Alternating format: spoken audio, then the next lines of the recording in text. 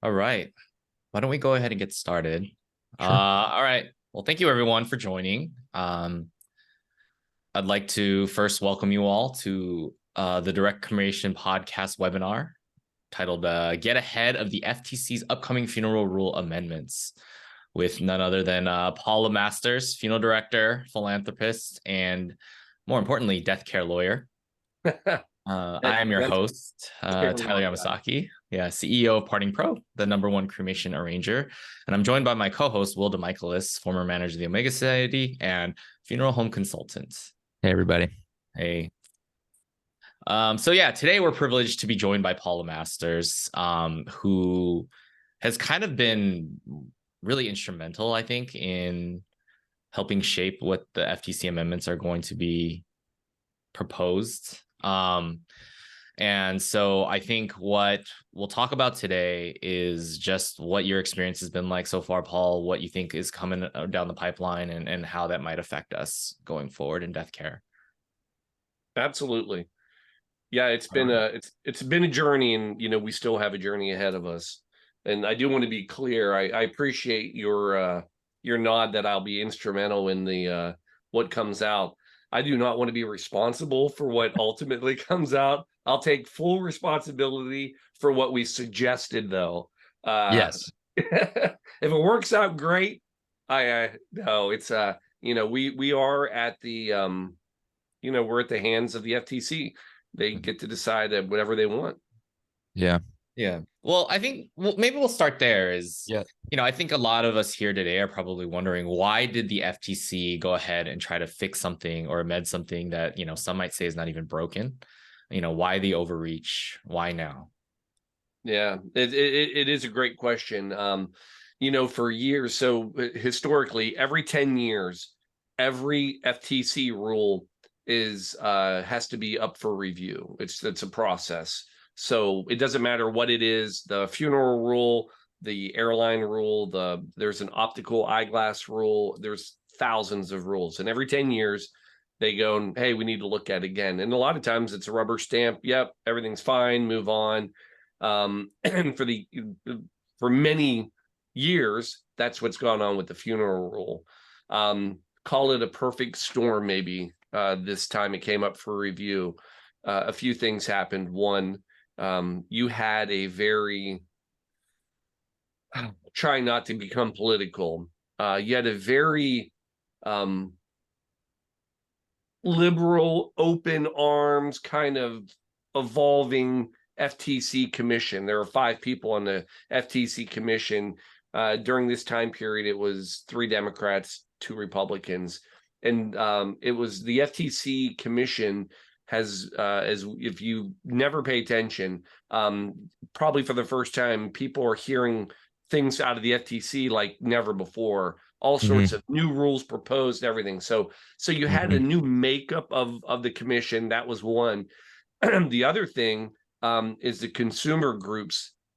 They've always been loud, but they have been remarkably loud and joined and pushing for this update. With new things going on, news has been grabbing a hold. So it was kind of the everything happening within the consumer groups. And then this third thing happened, this Damiano lawsuit, which ironically was being pushed by many of the associations.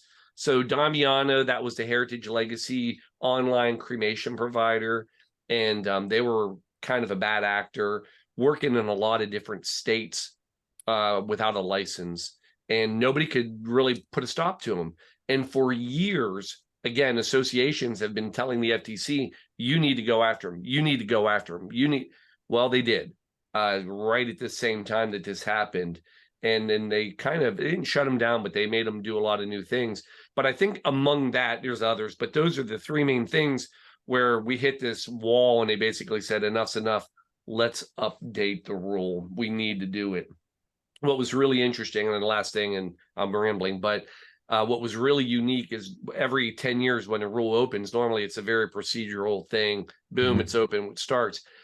When this one opened, several of the commissioners actually wrote open letters basically stating of all the rules, this rule needs to be updated. It's, behind the times. I Yeah. had a parent who died and we had trouble. So again, it was just this snowball of everything happening, right time, right Mhm. place, right people.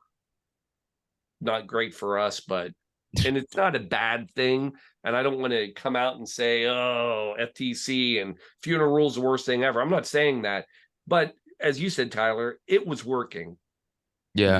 And there were other ways this could have been done, in my opinion, but Well, let's start there. Let's go back a little bit. What's been done so far?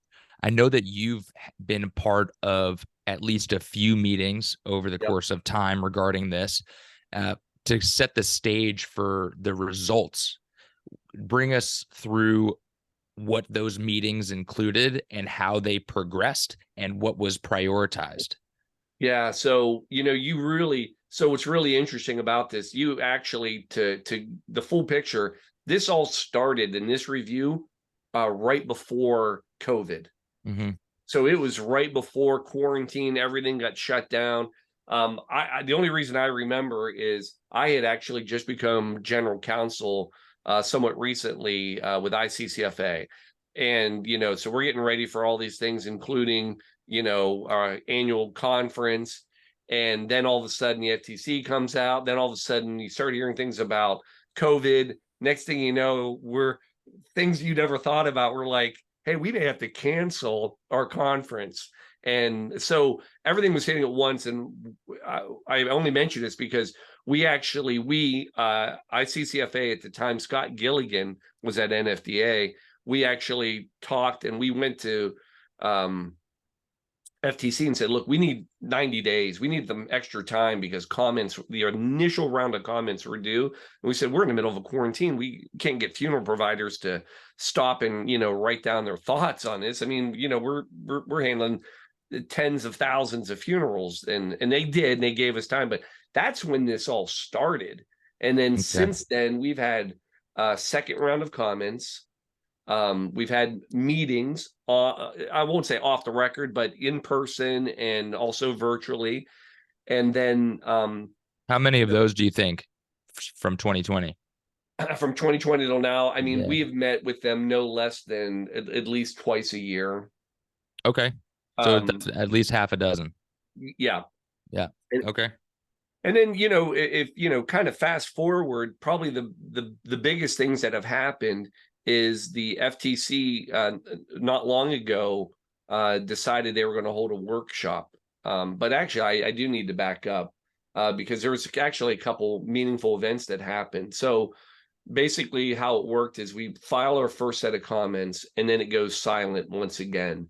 And there were people that thought, hey, maybe this thing will just kind of, nothing will happen. But that isn't what happened. And then in towards 22 November-ish, I believe is the right date, end of November or end of 2022, they announced that they were going to have a second round of comments, and they limited it. They said, we've gone through all the first set of comments. We heard you. We are now down to 17 topics. These are the 17 things that we are really concerned about. And, so we had another 60 days to file comments. At that point, we actually were able to do something that was pretty historic. If you know anything about death care, there's a few things that I think we all know. Funeral homes and cemeteries typically don't sit around a circle, hold hands, and sing, campfire songs. And various associations also don't sit around the campfire, hold hands, and corporate and independents don't sit around and hold hands and sing songs. I decided that we should try to get all of those people together at a meeting. And we did. We pulled it off. We had a meeting among all of the associations in death care, some of the largest providers and some of the largest independent owners. And the idea was not to go and say, what are we going to do? It was more of the intent of the meeting, which one I never even thought we would have, But once everybody said, yeah, I'll be there, the idea was, let's find out what we don't agree on. That was it.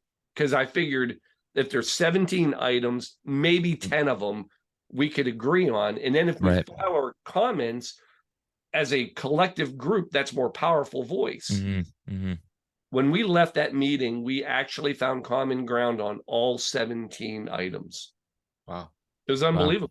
Wow. I was like, we actually, in that meeting, were able to almost, well, we were not able to, we actually decided on a proposed rewrite of the funeral rule.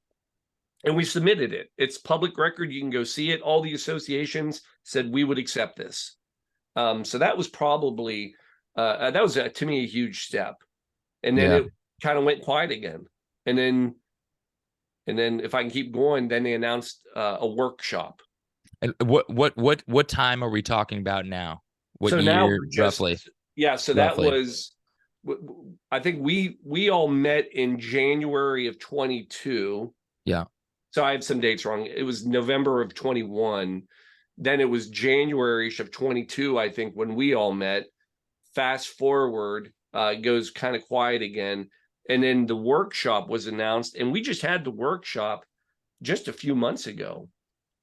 And a workshop is this newer thing the FTC does, where they decide, hey, there's enough public interest. We're going to have a public workshop. It's recorded. You can go watch any of these if you're ever interested. And they invite basically experts in the field from different areas that would have a voice to attend the workshop. It's a very formal format, question and answer. Normally there's 5, 6, 7, sometimes 10 people on a panel for a topic. And then they kind of ask questions, and it allows in our case, it allowed consumer advocates, suppliers, and funeral association and experts to address. And at that point, they actually limited it down to, now went from 17 to 5 topics. And that's where we are. We're I think now we're at 5 main categories that they're worried about. Okay. And so, Paul, that was like the 7-hour shopping for funeral services FTC workshop in DC that you guys had. They did a good job with it too. The logo of it, it was pretty. It had little flowers and all sorts of stuff on it. Shopping for funerals, and then little flowers all over the banner. Yeah. So you were actually called to be a panelist on the online disclosures panel, right? Along with SCI, NFDA, Selected Independent, right? Can you maybe talk about what you guys discussed in the online disclosures part? Yeah, I mean, so this, and let's be clear, of the 5 topics that they were up there, everybody agrees this is the main one. This is it. The idea is, should we post prices online? It's that age-old question. And where whatever your thoughts are and whatever the rationale is, the FTC and consumer groups are pretty adamant that the time is now. Pricing should be online. And that's really what the whole debate was. And it's a tough argument. I'll be the first to admit, I, as a business owner, and actually as somebody who speaks all over the country, for years, I have said all funeral providers should put pricing online. Now, my stance, though, and it will never change, is while I think every business should put pricing online, what I don't agree with is I don't think that the government should force you to do it. I think that is a business decision, and that's where the rub is. The government says, no, we're going to make you do it, and I just don't like that. I think if you're business, you're kind of crazy at this point not to. We live in an Amazon world, but I'm already kind of reading between the lines and seeing where, because the government's going to force this, where it can get really tricky really quick. Okay, could you maybe talk to what some of the arguments for and against that were in that panel? Yeah, absolutely. So, the argument against is really the idea that businesses just shouldn't be mandated to do it. The other argument is that it just doesn't fit every demographic. In other words, a funeral home in rural Montana where there's one funeral home. They shouldn't have to post all their prices online when they know everybody in town, and that's, can be harder for them, more difficult versus, somebody maybe in a more populated area.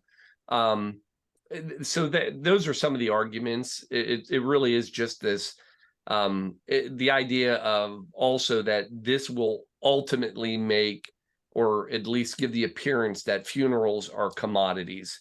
And the problem is buying a funeral is not like buying a car. Buying a funeral is not like picking a hotel room. There are a lot of things. And one of the things that was shared is that this is just going to probably cause more confusion. I'm a funeral director. I've sat with families and I've handed over GPL, and then the family will say, "Oh, this isn't that bad. We'll just do this funeral, $500." Because, well, you just can't pick a funeral. We have other things that you have to you need for that, like embalming.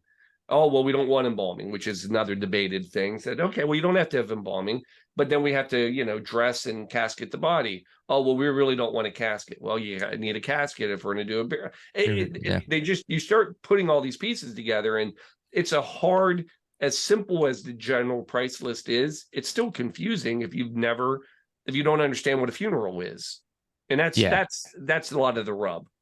I don't think 9 out of 10 consumers could accurately price out any service that they want from a GPL without any help. Oh, I agree. I see funeral providers, and even some of the packages I've seen where I have to scratch my head and say, okay, I think I see how you got here. Yeah. What is this? Yeah.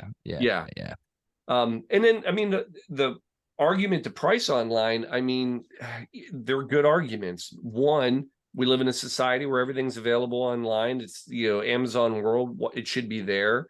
And the other one, and this is the one that always gets us, is that at the time of a death, a family shouldn't have to go physically to a funeral home to find out how much it's going to cost, and then say, well, wait, that's too much, I'm going to go somewhere else, and then basically shop funeral homes like that. I get it. I get the argument. The truth is, though, is that we're almost there anyway. More and more providers are online. It's happening naturally, but that's not going to get us there. Yeah. So this seems like it's a long time coming. I mean, we've been talking about it for 3 years for these changes now. It's been kicked down the road for a long time. Yeah. And let's say that this online transparency amendment, I know we don't know what the final verdict or change is going to be, but I'm sure you kind of have an idea of what changes could be coming and, what impacts that will actually have to funeral homes. Yep. Could you maybe think where you think they're going to land on this topic? I can give you two extremes. The easiest extreme, if it's within the FTC's bailiwick, is that you will have to post all your prices online. I could see them. It was discussed there. One of the other panels was the procedural side. How do you do it?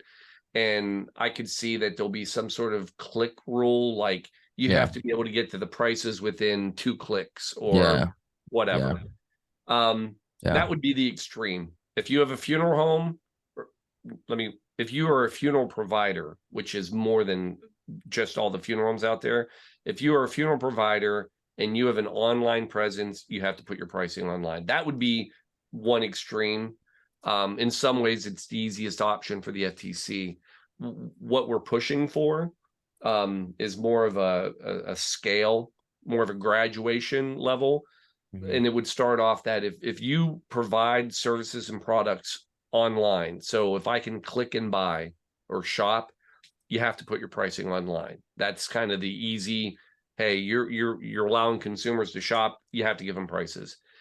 The extreme other side of where it would be is if you don't do that and you're kind of one of these, hey, we just want you to know where we're located, here's all the obits and service times, then a minimum you would have to do some sort of maybe a price range or share what your services are. Like we have funerals ranging from, $995 to $19,000. You know what I mean? Some whatever, but simple range. So families are like, I think I can afford here, or no way. And then the middle ground, and this is where we are hoping, is a choice. Let's be clear, the FTC can tell us to do whatever and we have to do it. But what we're trying to get them to do is to realize, hey, if you give an option, you might get a better buy-in and better compliance. And the idea is in the middle ground, if I don't have to put my prices online, but I have to at least put a range up.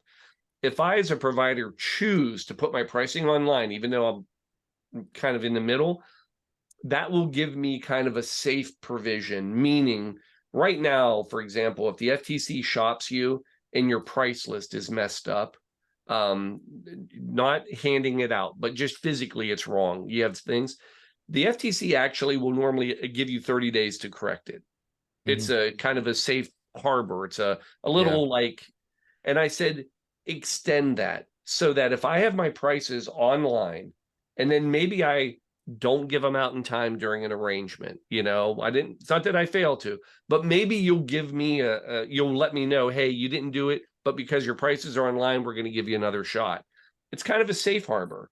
And we've talked about that with them for years, and they are finally, we believe, listening, and that might be an option. So, I mean, because again, at least it gives you a choice. Then if you don't want to put all your pricing online, you don't have to, but if you do, there's a little carrot and a little kind of a benefit to you if you do. Do you think the FTC understands that the funeral rule that we have in place in the GPL as it stands might not be as valuable as they have proposed it to be to the consumers? Because you mentioned, if you're selling things online, and obviously we have a lot of customers who do that with our software, right? What does it actually mean to put your prices online? Because I mean, like you said, and like I think a lot of us can agree, the GPL is a very rudimentary way of presenting a price list. So I mean, even if I give that to somebody in front of an online arrangement or something, that doesn't necessarily mean that it's going to help them. And I think some people in the chat have mentioned and are alluding to that. GPLs can use the same language, but what's included in that service may be different when comparing funeral home to funeral home. So it's not easy to compare apples to apples. And is there any discussion of like funeral home terms and actually solidifying like what is like considered included with like basic services of funeral staff and overhead? Like, I mean, it's difficult it's difficult to read GPLs, but then when you're actually comparing between providers, what each of those funeral homes actually includes in those products or services can be different as well. Is there any way or any thoughts on shoring up those differences? Is there any way to do that? I mean, so let's be clear. If we were really going to do this the right way, this would be a scrap it and start over. But I don't think anybody wants to do that. I see. So we're kind of stuck with what we've got. But to your point, and you're right. And the problem is the FTC and everybody views the GPL as simple and clean, and we need to stick with it and use it. And I think we understand that there's more to it. It's complicated, and it's one of those things when you first look at it, I think, oh yeah, this is easy. But then when you really start figuring it out, I think it gets confusing quickly. I don't know that they really are worried about that. We and many associations, many experts, shared the data. I mean, there are SCI, they have data from, their largest provider, and they do have an independent study that they have done through, and I'm going to forget the name of the big study group, but it'll come to me. But, hundreds of thousands of people, and they show over and over and over again that families are not selecting off of price. That's not the main concern. It's location, previous experience, convenient, all of these things, religious. But that it just doesn't, they're not worried about that. If anything, and I give credit to the FTC, and I've told them this, they are great at turning an argument and showing why it's helpful, because when you say price doesn't matter, then their comment is, well, then great. Then it doesn't matter if you put the prices up. Like if they're not going to look at it and aren't going to use it, then just put them up there. And it's like, that's good. You're good. I like what you did there. And then Will, back to your thing. So the basic service fee in particular, that was the third panel. And that was a very interesting one as well. Because, the question, one of the problems is, of course, when the funeral rules written in 1984, funerals are very different now than they are now. Cremation wasn't even really thought of. And basic service fee was this kind of protection that was put in, and both groups, consumers, everybody liked it because it was this kind of thing. And it was really meant to protect against gouging on, merchandise and things like that. Well, now merchandise, you can go get it anywhere, right? You can get a casket, you can get urn, especially. Geez, you can get them anywhere. So the problem is that this basic service fee has now created a barrier of entry. The great example is this. There are certain things like direct cremation that you can discount as a provider, right? So I'm going to make up numbers. My basic service fee is $2,500, but I'm allowed to do a direct cremation package and I can charge $1,000. Well, that's well and good. The problem is the direct cremation is very specific. I can only do a cremation, no visitation, no viewing, no memorial service, nothing. So what happens is we create this artificial barrier to the family. So family comes in and says, well, I'm not sure what we want. And then we say, well, man, we'll do that $1,000 direct cremation. They're like, oh, it'd be great though. We really want to make this special. And of course, the funeral home does, they say, let's have a visitation right before, and then we'll cremate. And then the idea is the family's looking at the price list, this thing that's easy to read, and they say a visitation is $500. And they said, so we'll add that on top, so it's $1,500.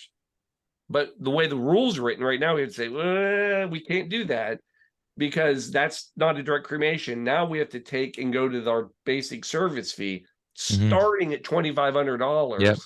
Add the $500, add a removal, add a transfer, add the cremation, add all this. Next thing you know, we went from a direct cremation at $1,000 to a cremation with a visitation that's at $4,000. Right. But on paper, it only looks like it's $500 difference. You can't explain that to a family. No. So you sound bad. You sound horrible. bad. Yeah, you sound bad when you do that. Yeah, you do. You sound horrible. It's not fair. So what we've proposed is that the basic service fee should be able to be adjustable. And so long as you explain, in other words, instead of it saying the only package you can discount is cremation or immediate burial or whatever, as a provider, you should be able to say, actually, we have a cremation with a visitation. And that is not our full basic service fee either, because, and here's why. And what we're pushing the FTC to allow is that the basic service fee should be a cap. In other words, you can charge no more than this, than $2,500. But as long as you disclose it, you can have lower amounts in different packages, depending on what you need or want. And one thing I push FTC is don't try to say, well, let's just come up with some new ones. No, because we can't predict the future and every market's different. There's going to be some markets that say, well, we have a special cremation that we want to do. And then another market might not have that. And I have markets that are like, hey, we want to discount our basic service fee on weekdays because everybody wants them on weekends. And, we want to be able to discount it for somebody who's like, hey, if you want to do it all day Wednesday, because we have more staff, it's easier, cemeteries, all that, we'll do that. Let the businesses decide. But that's to your point. Right now, the basic service fee, everybody, it says basic service fee and it's one number. It just doesn't make sense anymore because it's different wherever you go. Yeah. Okay. Another thing that I wonder if they took into consideration is, as more and more people go online to look for stuff and, Google lists a lot of their business information, people might not even make it to the websites anymore. so posting the prices online may not even matter because the consumers may not see it. Are they taking into account that there's many other avenues to find funeral providers now? Well, I mean, we shared it. Again, the FTC says, well, that's great. Then go back to the same argument. Then it doesn't matter if you put your prices online because they can get them somewhere else. So we haven't gotten far with that. I agree with you. Actually, I think it also leads to potential downsize or downfall of all of this, unintended consequences. Be very clear, the FTC is doing this for two reasons. One, they want to try to give consumers more opportunities so that they can see what's available. And second, they also want to lower the price. I mean, that's the FTC's other concern. They want to drive price down so it's better for the consumer. And I said there's a flaw in their theory, though. And Tyler, especially like yours with search engine optimization, your thoughts on this. Here's my belief. One of the recurring questions is how much will this cost for a provider? And in truth, we can say it's going to be a hassle in putting prices but really it's not that much, right? I mean, Not that big of a deal. It isn't. But I said, we're asking the wrong question. It's not how little does it cost to do it. The better question is how much can you spend doing this so that you become the dominant face on the internet, which we're not doing now. Right now, we're fighting over cremation, but say a big provider, and I'm not saying a corporate, I'm saying just a big, smart provider, they spend tons of money so that they're the first 3 pages for funerals and burials and visitation and all this. Yep. All of a sudden, all of these little local providers that are now putting their pricing online, but all they do is upload their page. To your point, Tyler, they're gone. You don't even see them anymore. Right. And I think smaller operators are going to be harmed by this. And the idea is that I don't know why they think that the lowest price are going to dominate the first 3 pages. I think the first 3 pages, you could see the top providers in an area that are the most expensive and that consumers actually won't be able to find lower cost alternatives. Now, that's my argument. They don't like it, Tyler. Yeah, well, I mean, that's a weird argument, I think, in general. In a profession now that we're seeing huge turnover, I know a lot of funeral homes are having trouble hiring. Revenues are dropping, and the FTC wants to say that it's better if it's cheaper. I mean, I think in a services industry, that's not true, because when you're providing a service, right, like a lot of that is going directly to the worker. The overhead. And so to say that, okay, by making it cheaper, we're making it better for everyone, I think that's a really backwards way to look at it. Well, I don't think one-sided way to look at it. I mean, if you, I'd have to dig into this, but if that's their goal, then they see the silver tsunami coming, and they also see demographics where, I mean, I don't know if you've heard this, but I've heard that, 50% of Americans can't afford a $500 emergency. And this falls into that category, and at a direct cremation averaging, $2,000 nationally I saw it at Omega. It can put people in a hole financially and ruin someone financially. And I wonder if they see the trajectory of the economy like in that direction and it only becoming harder. So maybe through regulation, forcing those prices down and keeping them down may keep these services affordable for folks. And it's a good point, and I recognize it. And there's 2 things, and again, I don't think they're seeing it. One, if this was truly the thought process, really, we all did a bad job, because of all the things that are being shared right now, it's impossible not to see cremation pricing and low cost alternatives right now. In other words, if they really were, that's what they should have focused on, because those prices are out there, and that is 100% available. I don't know any market where you can't type cremation or low cost and find a funeral or whatever. So This is really trying to pull those down. But the other interesting thing that I don't know why people don't either talk about it or bring it up, especially the FTC. This was the same goal. So there's three goals. One of them is, transparency, but one is always the lower, entry level for consumers and pricing. And when the funeral rule came out in 84, average funeral price did not go down. It went up. And the same thing is probably going to happen, because what's going to happen is most providers are going to go and say, hey, we need to reevaluate. Let's put this out there. And I think you're going to see a subtle increase across the board in pricing. I think I'd agree. I think the last 10 years we've seen that race to the bottom in direct cremation pricing. And what I see happening now is those companies saying, you know what?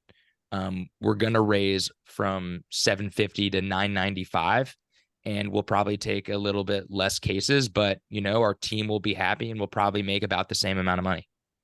Yeah, if you go back 5 years, I was helping companies put up online cremation programs, and it was always very low cost. In the last 2 years, I have had more people actually pulling their programs, basically saying, I'm done. I don't want to compete in that market anymore. It's still out there, but I think the race to the bottom, we're starting to see it, kind of. It's the copier, the Kinkos, back when there was a copy store on every block, and it was like, hey, copies for a quarter, no, a dime, no, a nickel, we do them for a penny. And next thing you know, boom, they're all gone. You have two big providers that made it out of all that, and all those mom and pop copy shops, copy shops, they disappeared. Yeah. I think we'll start seeing that. I think we're gonna see those prices ratchet up just a little bit, because I think a lot of that's the inflation narrative too. I remember for us, we increased our prices a bit, and if anyone asked us about it, it's costs have gone up, and really nobody says anything to that in 2023, because the past 24 months has been inflation. It's a great point. And as much as we had a perfect storm, I'll say around 2020, to get this ratcheted up for online and all that, I think we have a perfect storm now for all of this to change. Inflation, consumer buying practices, all of it. We're seeing a dip again in businesses. So I think there's a lot happening where ultimately, look, I'm an optimist. If you don't know that about me, I know I seem like a very, but me, I'm very happy. I do think there's a very positive in this. And I think a lot of providers, if they do it right, this will not harm them. I think they will. You can succeed through this, but you have to be proactive, and you've got to be, I don't want to say aggressive, but you have to go after this the right way. Right. But I think this could force a lot of, those low cost, I always joke, I said, people, again, this is my crazy head, cremation continues to go up, up, and up, and up. Yeah. And everybody says, why? And what I say is, I said, as much as consumers are coming more comfortable and all that, here's the other thing. It's the only thing we advertise right now. In other words, if my mom dies and I type funeral, the first 3 pages are all cremation. Mm-hmm. Like, there is nobody out there advertising a $15,000 funeral or a $10,000 or a $5,000. Yep. And what's going to happen with this as it goes through is we will be forced to do it, and we'll see it. And I think you could see an upswing in kind of funerals again, because consumers for the first time will be seeing advertising for it. We'll see. Yeah. One of the things that I know we talked about, Paul, is that I know the funeral rules being, considered right now for all the amendments, but there were a few other things that are commonly used in death care that I know you mentioned, specifically non-competes as well as junk fees. Could you maybe give us an idea of how that might affect, what the proposed changes are and how that might affect death care as they use it now? Well, I'll do junk fees first, only because when they talked about a couple of years ago, they actually talked about junk fees while they talked about the funeral rule. Now, the funeral rule was not junk fees, but there are some similarities. And matter of fact, in the new junk fee rule that's being proposed, they actually use the funeral rule as an example. So the junk fee rule, just so we're clear, look, right now we live in a world where, nobody likes the hidden fees on a utility bill. When you go to the hotel and it's $2.99 a night, and you're like, oh man, that's expensive. And then you get the bill and it's like, wait, what's this $39 resort fee? And what is, any of those last minute fees, concert tickets, $49 for a ticket. And then you hit click buy, and then in the cart it's like, oh, $12 processing fee. Those are all junk fees, and they're undisclosed fees at the time. The reason the funeral rule comes up with these is because the funeral rule basically got rid of those. The funeral rule makes us disclose every price out there. So they use us as an example. Now, how would the junk fee affect us? It won't affect funeral providers, but where it could be in place, and this is kind of interesting, the new junk fee rule applies to any business that sells services or merchandise, period. So I think that's every business in America. I have to do a little research, but I think anybody sells a service or a merchandise or both. Well, that means we could see cemeteries be under that. Now, where would a cemetery hit? Not all of them, but sometimes a cemetery, they have like a you can buy a marker for $1,000, and then there is an inspection fee or so any fee that is not clearly disclosed at the time of the purchase is a junk fee. It's that broad. Now this is still being debated. The junk fee is open right now for comments, so it's a wait and see. This could be another year, 2 years before anything happens. But it's out there. And I should say this, the funeral rule has support from Democrats and Republicans. So we've heard from commissioners on both sides. They all want it changed. The junk fee rule is similar. This has support on both sides of the fence, which makes it harder to say not to do it. I see. Okay. And then so another one that I know is used quite often, especially in death care, maybe not in California where me and Will are, but non-competes.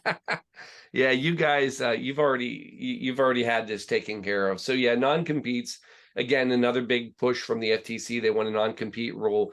Basically, that would say, and this is huge too, they want all non-competes to be void, and not just like going forward retroactively.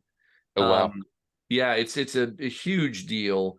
Now, to be fair, there is a carve out right now that says that if you are an owner selling a business and you have 25% or more ownership, that owner could be under non-compete.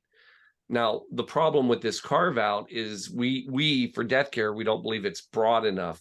Because the problem is it's very common for, say I own a funeral home, and it's all in my name. I'm whatever, dad. Well, I have 3 children. Well, under the way this is written, none of my kids would be able to be put on a non-compete because they don't own 25% or more. The problem is they all have my name, and they could easily go out and start another one.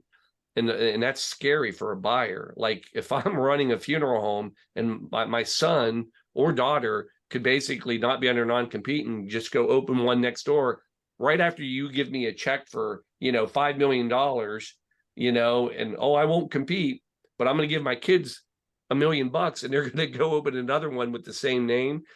That's a problem. And the fear is this will drive the price down of businesses. The other thing that we want to see caught up in this are like key employees or managers, because a lot of times those are the people that are really running the business in the community. And if you can't put them under non-compete, then they're going to go. So non-competes are a tough subject. I get it. There are some really bad ones, and that's the problem, is when you listen to the FTC and you hear the stories. I mean, they've got stories from fast food restaurants that literally, this is a practice going on now. Fast food restaurants cannot get steady employment. So what they do is they put these kids on a non-compete. Well, they're horrible non-competes, and they could probably bust them. But what 18-year-old is going to spend money to fight a non-compete to work at another fast food place? Right. They're just like, screw it. So it forces people to stay longer. There's some bad stories out there, but that one, they received so many comments on the non-compete compete rules on both sides that this has been tabled until probably, they're saying, April of 24 before they say anything else. Got it. So would you say that if a funeral home is normally putting those into their contracts with employees, do you think that they should reconsider on how to act without them? Yeah. So what I've been telling people, again, not just now, but for years, is, if you're using a non-compete, continue to use it until you can't. But really what you have to start getting used to are non-solicitation agreements, confidentiality agreements, non-disclosure agreements. All of those are still enforceable, even under the non-compete rule. They're just harder to enforce, but they say they have the same teeth and bite, but they're just a little tougher to enforce. Okay, that makes sense. So in your opinion, I know you've gone back and forth. This is a long time coming. Do you think that these amendments will ultimately help the consumer? No, I mean, not really. I don't, not how they want them to. I think it's just going to create new questions. I don't think that this is going to give the consumer, like, this ability to be able to go, oh, now I have everything I need. I think it'll create new questions. Mm-hmm. If you had to guess some of those questions that you think will arise commonly, what do you think they'll be? So I think now you're going to have families that are going to be calling, asking things like, what is the basic service fee? And you're going to have to defend your prices now more than probably you've done in the past. I think, it'll, it's kind of like, when you buy a vehicle, right? Like all these, what is this for? What does this price mean? What is, I think we as providers are going to have to become much more educated and more confident in what we provide, so that we can answer these questions easily. But I think just in general, pricing questions will become more of a commonality from consumers. And where do you think this puts us in 5 years as a consumer? And then maybe talk about who the winners and losers will be from the business side. What businesses will be winners and losers in 5 years? Yeah. So I think the winner. So I think in 5 years, we will become an online. I think the market will shift. Okay. I think people will be shopping for funerals more online.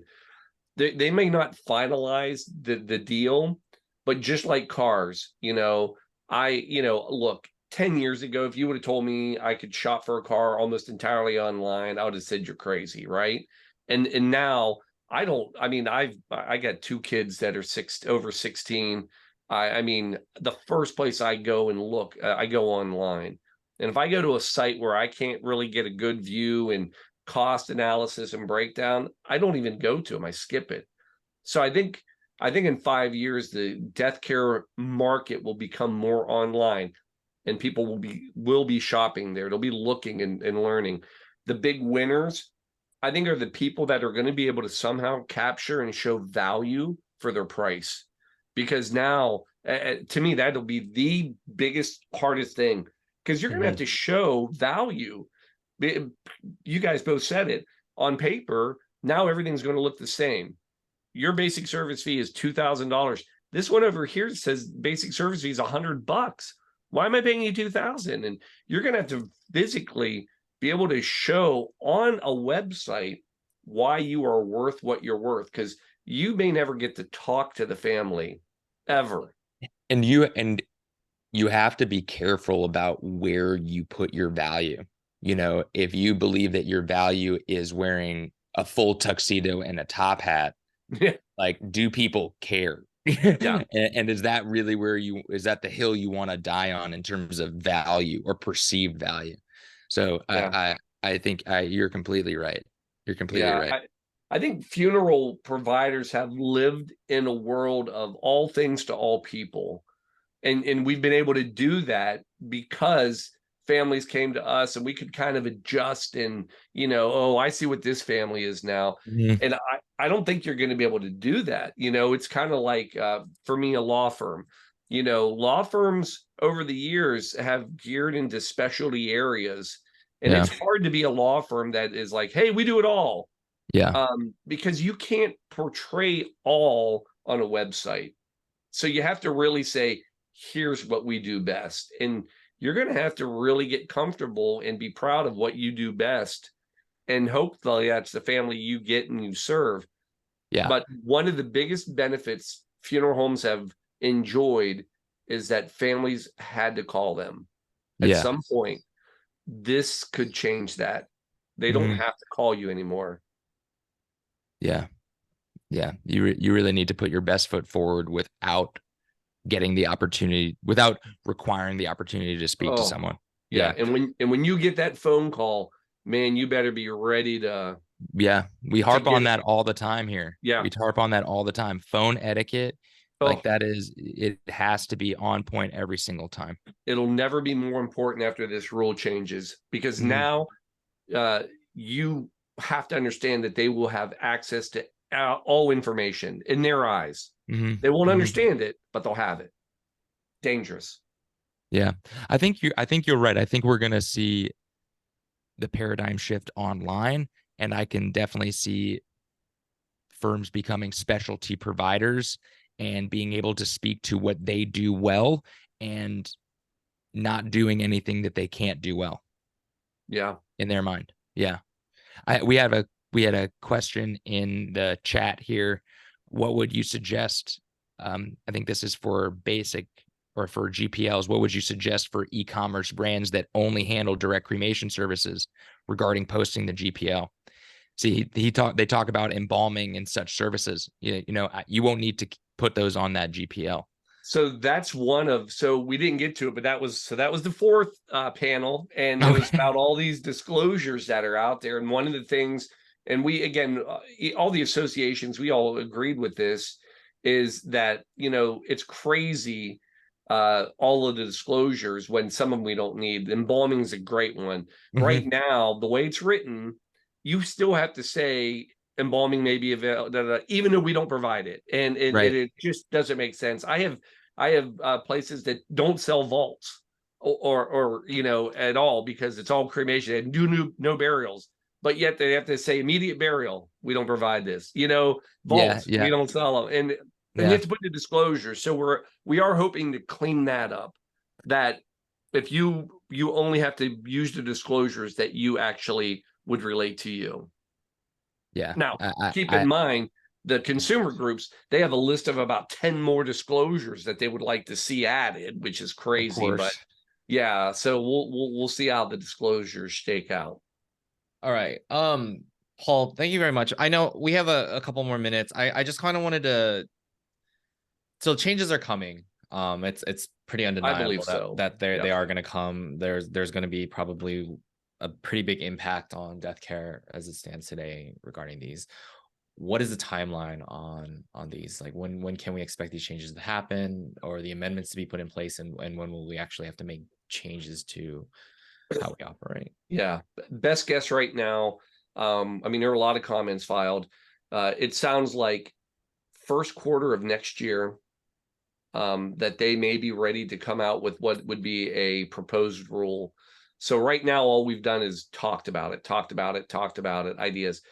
In the first quarter, we could expect to see the actual new rule, and then they would post it. We'd have 30, probably 60 days to comment one more time. And then after that, it would go into effect at some time frame most likely, if that all worked out, we could see it in effect by the end of next year. Oh, wow. So yeah, so maybe by the end of 2024, like it could be like, give us 6 months, and maybe on January 1st, 2025, everything would be in effect. All right. So what you're saying is 2025 will usher in a new era It could, of, yeah, I'm requirements. it's a lot of predicting and all that, and Sure. who knows? We have an election coming up. We Yeah. have, the FTC is being challenged on a lot of things. I mean, there's a lot of things at play. But again, it just doesn't. Most people agree this is, of all the things the FTC is kind of fighting, and they've got a long list of items. This is kind of an easy one. Mhm. Like, this is like, hey, we can make a lot of people, a lot of consumer groups, a lot of people happy, and this doesn't cost them much to put through. So I think this is one that will ultimately happen. Gotcha. All right. Well, we're just at about an hour, so we're gonna go ahead and end it here. But I really want to thank you, Paul, for joining us today. I think it's been very informative. And I think we all have things that we need to think about and how we're going to be operating probably in about a year. I think the writing's on the wall, so it's probably going to be unavoidable. Yeah. So yeah, thank you very much. Thanks for having me. Thank you, Paul. Thank you, Paul.